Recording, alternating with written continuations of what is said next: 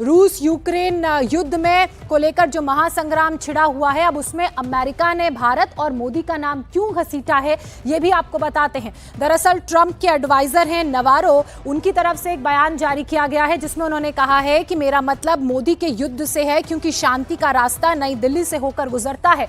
उन्होंने ये कहा है कि रूस और यूक्रेन के बीच जो युद्ध हो रहा है उसमें भारत की भूमिका है, और इस युद्ध को लेकर और उन्होंने आगे क्या बात कही वो भी आपको बताते हैं। नवारो की तरफ से कहा गया, भारत रूस से तेल खरीदता है और रूस उन पैसों का इस्तेमाल युद्ध में करता है जो रूस का यूक्रेन के साथ चल रहा है। इसके अलावा नवारो ने आगे कहा, भारत अगर रूस से तेल खरीदना बंद कर देता है तो कल ही 25% टैरिफ अतिरिक्त जो अमेरिका की तरफ से भारत पर लगाया गया है उसमें छूट मिल सकती है। अब ये बयान एक तरह से भारत को धमकाने की कोशिश की जा रही है, अमेरिका की तरफ से एक प्रेशर क्रिएट करने की कोशिश की जा रही है। हालांकि जो बाय प्रोडक्ट्स बनते हैं, जो कच्चा तेल रशिया से भारत खरीदता है, उसकी सबसे ज्यादा बिक्री यूएसए में होती है।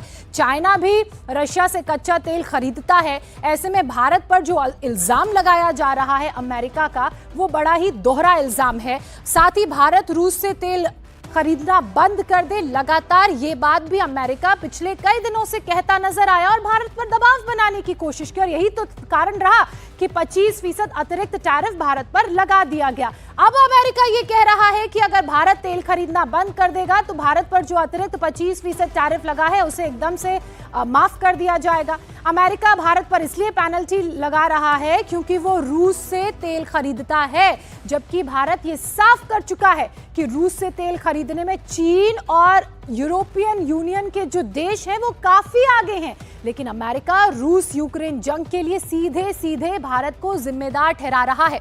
अब ये भी आप जान लीजिए कि रूस से सबसे ज्यादा तेल, कोयला, गैस खरीदने वाले जो टॉप 5 देश हैं वो कौन कौन से हैं। पहले नंबर पर है चीन। सबसे ज्यादा जो कच्चा तेल यानी कि क्रूड ऑयल है वो चीन खरीदता है। इसके बाद जो यूरोपियन यूनियन के देश हैं वो रशिया से खरीदते हैं, और तीसरे नंबर पर है भारत, जिस पर अमेरिका इल्जाम लगा रहा है कि सबसे ज्यादा भारत खरीदता है। ऐसा नहीं है, तीसरे नंबर पर भारत है। इसके अलावा तुर्की भी रशिया से तेल खरीदता है, गैस खरीदता है, कोयला खरीदता है, और 5वें नंबर पर इस लिस्ट में जर्मनी शामिल है। और आपको ये जानना भी बेहद जरूरी होगा कि जो कच्चा तेल भारत रूस से खरीदता है उससे जो पेट्रोल, डीजल या फिर बाय प्रोडक्ट्स बनते हैं उसे अमेरिका भारत से खरीदता है। तो आप सोचिए कि ये जो आरोप भारत पर लगाए जा रहे हैं अमेरिका की तरफ से कितने डबल स्टैंडर्ड है, और सीधे सीधे इन आरोपों के जरिए भारत के ऊपर दबाव बनाने की कोशिश भी हो रही है।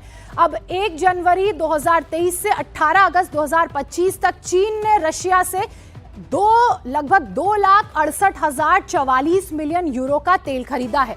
इसके अलावा अगर यूरोपियन यूनियन की हम बात करें तो यूरोपियन यूनियन के जो देश हैं उन्होंने 2,12,942 मिलियन यूरो का तेल, कोयला और रूस से गैस आयात की है। इसके अलावा भारत की बात कर लेते हैं जो तीसरे नंबर पर है, उसने 1,48,381 मिलियन यूरो रशिया से कोयला, तेल और गैस आयात की है। अब ऐसे में जो तमाम तरह के आरोप लगाए जा रहे हैं और सीधे सीधे भारत को जिम्मेदारी दी जा रही है, जिम्मेदार ठहराया जा रहा है, उसकी जो सच्चाई है वो